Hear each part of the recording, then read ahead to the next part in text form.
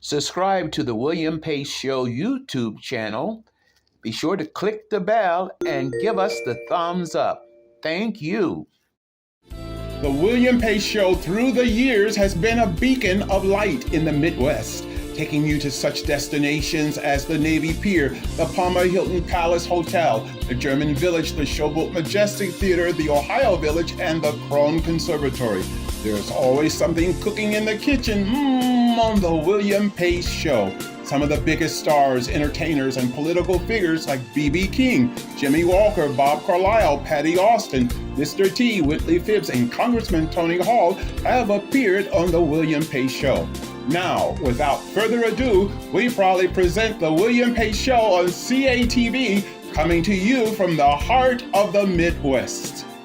The William Pace Show, asking the questions you want to ask, getting the answers everyone wants to know. It's a new season of the William Pace Show. We're raising the bar with more commitment to educate, inform, encourage, inspire, empower, and help you have your best life. Everyone deserves to have their best life. I'm just staying the course. Here we go.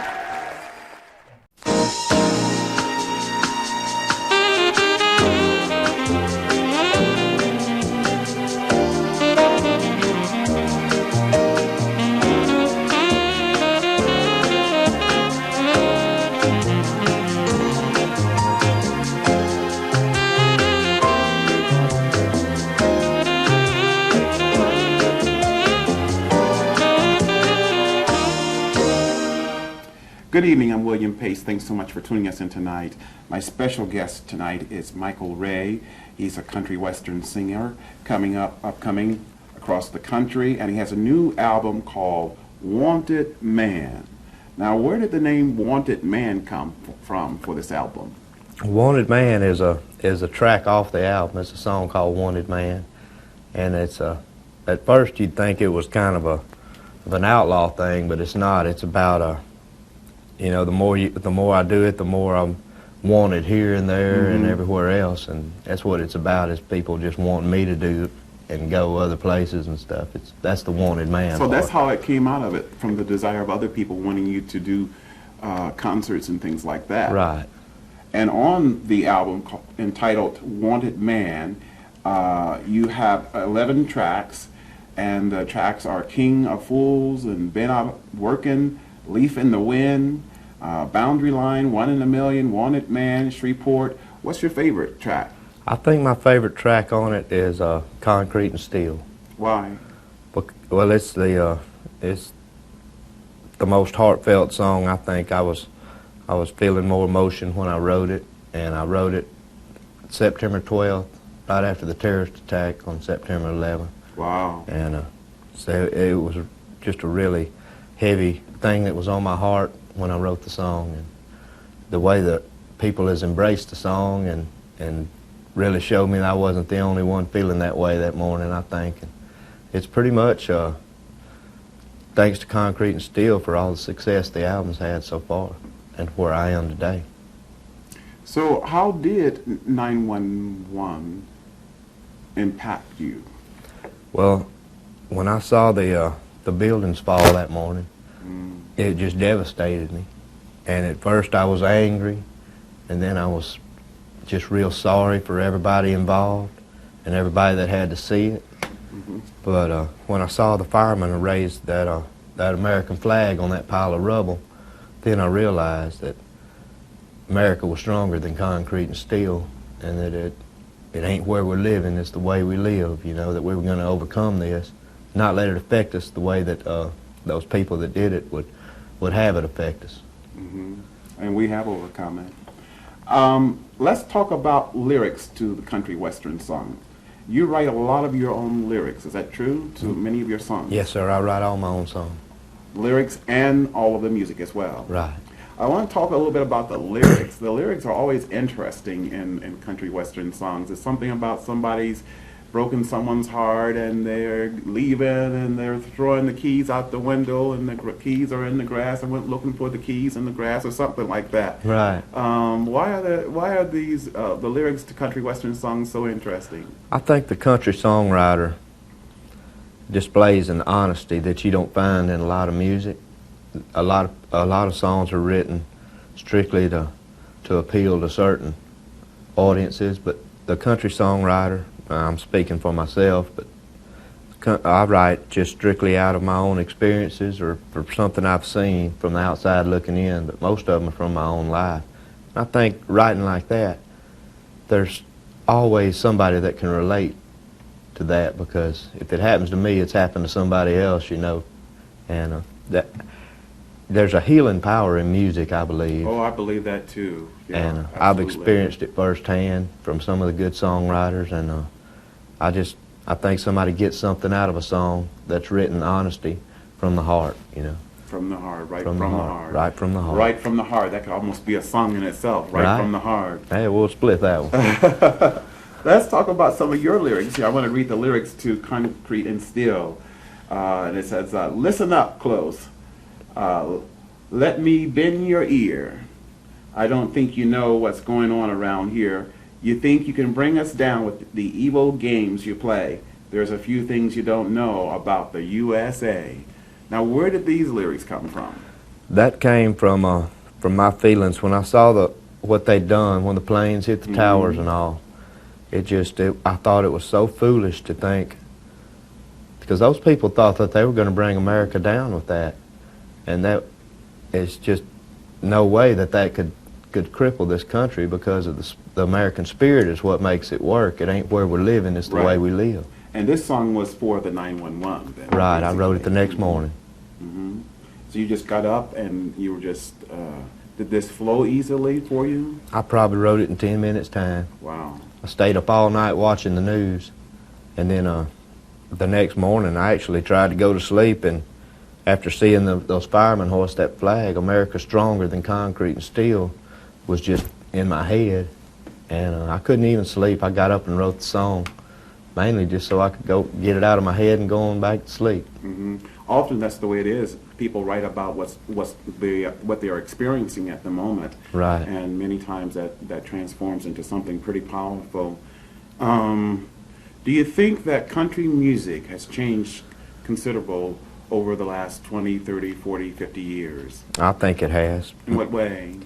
Well, a lot of the country artists now are targeting a younger audience, and concentrating on the crossover songs, you know, the crossover into the pop genre. But you know, you talk about crossover, but that was almost unheard of 40, 50 years ago for country western singers. Right. They didn't cross over. They were just country western singers, and that was it. That was it. And, you know, I think country music is losing something by that, by targeting these pop audiences. And I also think it's gaining something by it, because it's bringing more people into country music and making them aware of country artists. And as I see the crowds and the other people, I notice that a lot of times the younger people, they'll start off coming into country music listening to these crossover artists, but they still love the traditional sounds and the honesty of the music, and then they go back listening to some of the older stuff. And Oh Brother, Where Art Thou brought a lot of the traditional music back around, and a lot of people are getting back into that now. Great, great. More with Michael Ray when we return. Stay with us. But I'm a wanted man, 6 string in my hand, from a southern land. I don't ride no other brand. Good evening, I'm William Pace. Thanks so much for tuning us in tonight. We're back talking with Michael Ray, our country western singer, who's here to talk to us about his new CD titled Wanted Man. And also you have a video coming out too. Let's talk about the video. Right, the video is for one of the tracks on the songs, Concrete and Steel, and that's been our single off the album. We've been shooting it for a while now and finally finished it and getting ready to release it tomorrow. You know, more and more videos are used as a means to promote an album or promote a single. and talking about how things have changed in music. Like back in the 50s, they didn't have videos. This is something that's, you know, a new form of promotion today. Right. Was it easy for you doing a video? I never realized how much hard work those videos are. Okay. I won't say it was easy, but it was a lot of fun. Now, did you have to dance in the video? Did you have to be in the kitchen or something? So you were like in how many scenes did you shoot for this video? We shot about 7 different locations for the video. Wow. And yeah, they had me dancing and singing. And so you were walking down the street in one place, and then another 4 or 5 seconds you were up on a building or something right, like that, or down by the river or something like that? Big pile of concrete, and next thing walking down New York City. Were you driving one of those big, what do they call them, bobcats or something? We had a nice looking young lady that actually works in the industry that was driving a big track hoe that crushes concrete. And she was nice enough to come and do some shots for us, and we got her in it. And they shot some stuff of me, like standing on the concrete. And, we shot some stuff, you know, out in the country, and then we went to New York and shot some of just me walking around Times Square there. And so that really was a blast then. It was a blast. It took us all over the place. So forth. And so, over what period of time did you shoot all of this? I'd say about a month's time to shoot the whole thing. Wow. Because we shot a lot of it here in Dayton, and then we went to New York City for the Memorial Day ceremonies for the fallen firemen and victims of 9/11 as far as the firemen at Madison Square Garden. We were invited up there and shot a lot of the video in town while we were there, and then came back here and did some live performances and finished it up here in Dayton. Let's talk about your youth and how you got into music. Did you start singing like in elementary school or singing around the house, or did you come from a musical family? I come from a very musical family. Just about everybody on my mama's side of the family plays. And where I live out in the country, there's not a whole lot going on, so you have to pretty much entertain yourself. Oh. So they taught us all to play and sing. By the time I was talking, I was getting ready to sing. And I could probably do a couple hours of music by the time I hit elementary school. Wow. Just old country music and this blues. Came to you rather easily then? Oh, yeah. Didn't have to work for it or strive to do it. This was something that's very natural about you then. Right. This is all I was ever going to do. Do you find your music is therapeutic, that it sort of is a way to express yourself? Right, and it'll take you away from anything that you've got going on too. I can get that guitar and start strumming it, and it just transports me into another place, and I just get caught up in the music, and it's real therapeutic. And I believe there's a healing power in music. I really do. Oh, I do too, and I believe too that music is the universal language, that it connects people from country to country too. Right. And different racial backgrounds and so forth. Exactly. It's the universal language. Do you think that your music will take you to other countries? Would you like that? I would love that. I would love for it to take me anywhere it can. I'm going with it. Now, originally, you're from Louisiana. Right. What city? Jonesboro, Louisiana. It's not really a city. It's more like a dot on the map. A rural area. Right. Okay. Way rural. It's out in the country. It's probably between Monroe and Shreveport, an hour and a half north of Alexandria, which is in the middle of the state. So it's northeast Louisiana, and it's kind of an interesting place because it's a melting pot of music.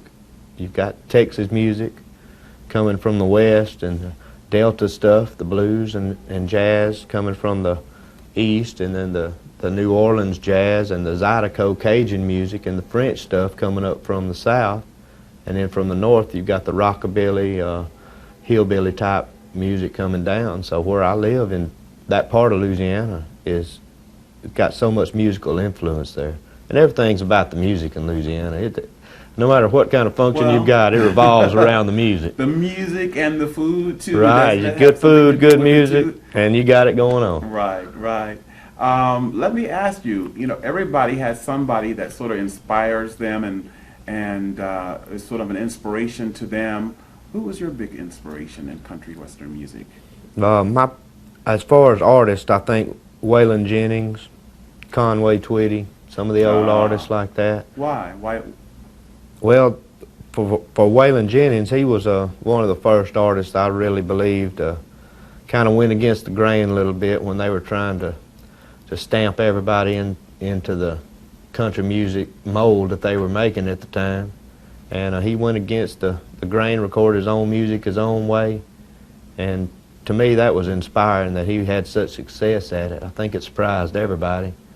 And the honesty in his songs and everything, and him and Merle Haggard, you know, they're both honest songwriters. They wrote from the heart, and I believe Waylon sang from the heart. Kind of throwed that halftime rhythm in there when wasn't anybody doing it. And he's just a pioneer as far as I'm concerned. So those two artists inspired you then? Right.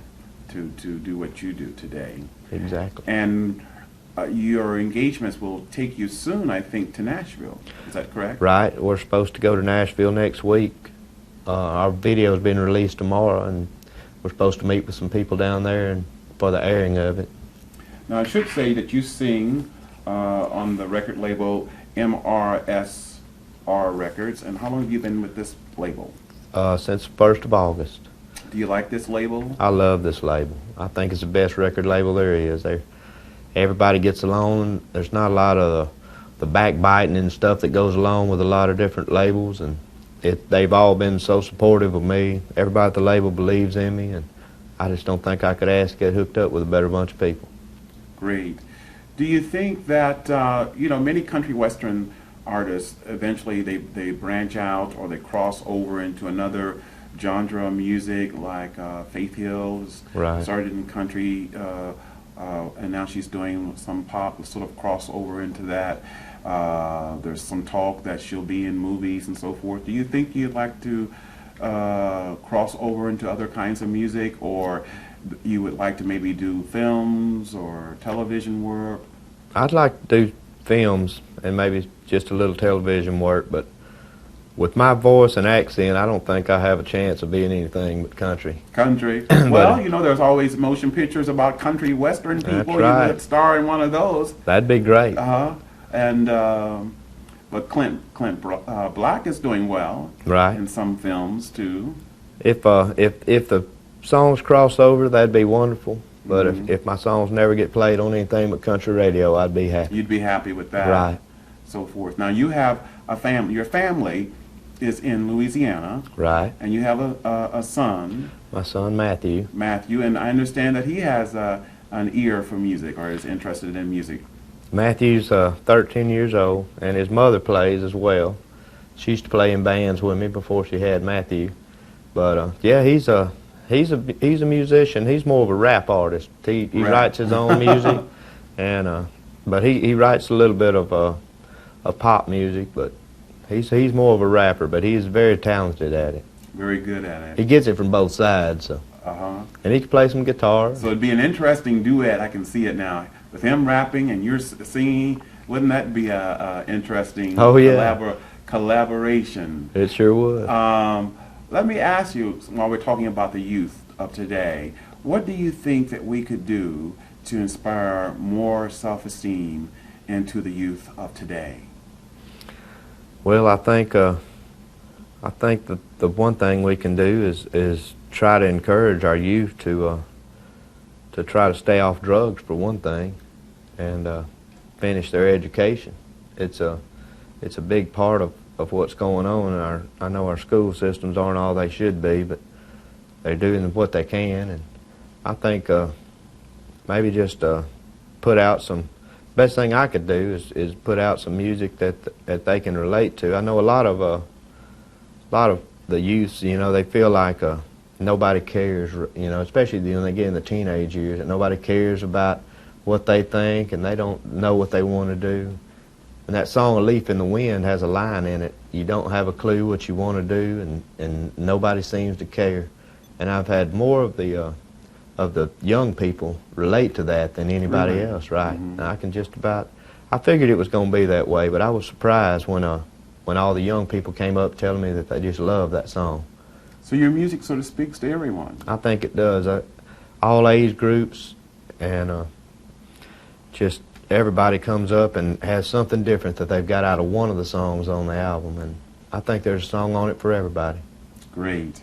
Let's talk a little bit about your management here. For people, the viewers out here who's listening to us tonight here and who might want you to book you to sing somewhere, how would they go about getting in contact with you? Well, they can check into the MRSR Records website.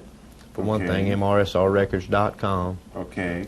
And then they can go to the website and get information about bookings and so forth. Right, yeah. Okay. More with Michael Ray when we return. Stay with us.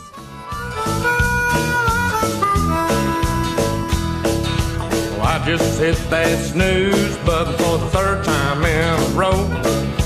Should have been up 20 minutes. Hello, I'm William Pace, and thanks for tuning us in. We're talking with the country western artist Michael Ray, and tonight we're in for a real treat because he's going to sing a selection, Concrete and Still, from his new CD titled Wanted Man. Michael Ray. 1, 2, 3, 4. Well, listen up close, let me bend your ear. I don't think you know what's going on around here. You think you could bring us down with the evil games you play. A few things you don't know about the USA. No, we didn't see it coming, never knew our faith would be tested by a fool like you. You can knock every building, New York City down, but you can bet they'll land on solid ground. It ain't where we're living, it's the way we live.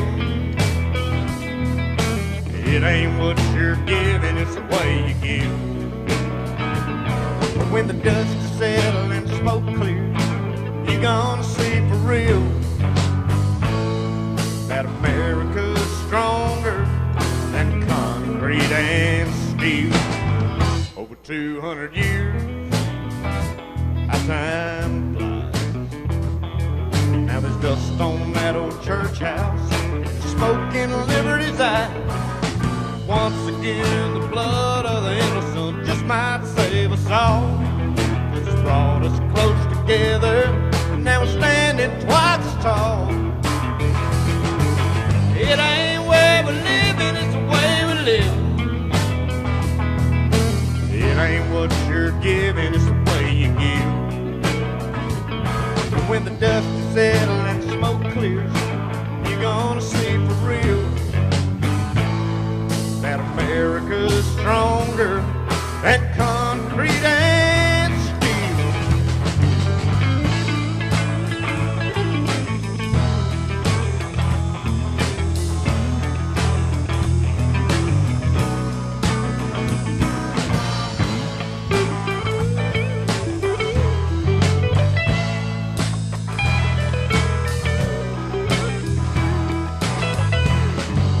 It ain't where we're living, it's the way we live.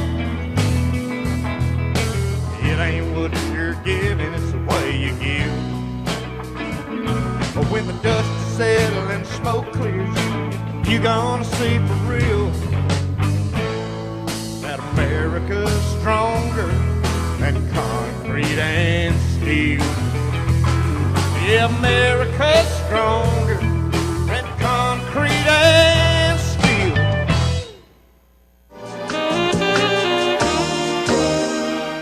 I'd like to thank my guest, Michael Ray, for being with us tonight and letting us know about his new album titled Wanted Man.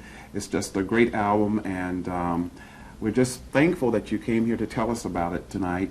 And for more people wanting to get more information about the album, where should they, who should they call, or where should they go? Well, they can call my manager, Steve, at 937-559-6674. Or they can get on our website, MRSR Records is the label I'm with, and get any information off there that would tell them how to get a hold of it. Great, great. And I appreciate you having us on, and I brought you one of our promotional T-shirts. Oh, you brought me a America's present? Stronger Than Concrete and Steel. Thank you, thank you. I hope you Hold enjoy this it. up here for the camera so that people can see this here. This is, and it has your picture on it too, on the back too. Yeah, it's got the picture on the back, and then here's got the New York skyline with a couple of American-made guitar necks sticking up out of it. Well, thank you, and I believe it's just the right size for me too. So good. Wonderful. Thank you so much, and you'll come back and let us know what's going on in your career from time to time. I would love to. You're welcome on the show anytime. Thank you so very much for much, coming. Thank you. There's more to come on the William Pace Show. Stay with us. These big old rocky mountains seem like home, though we've been here just a day. If I didn't spend, so are you one of, or one in a million? Are you every girl I've wanted, or just The William Pace Show through the years has been a beacon of light in the Midwest, taking you to such destinations as the Navy Pier, the Palmer Hilton Palace Hotel, the German Village, the Showboat Majestic Theatre, the Ohio Village, and the Krohn Conservatory. There's always something cooking in the kitchen on the William Pace Show. Some of the biggest stars, entertainers, and political figures like B.B. King, Jimmy Walker, Bob Carlisle, Patti Austin, Mr. T, Whitley Phibbs, and Congressman Tony Hall have appeared on the William Pace Show. Now, without further ado, we proudly present the William Pace Show on CATV, coming to you from the heart of the Midwest.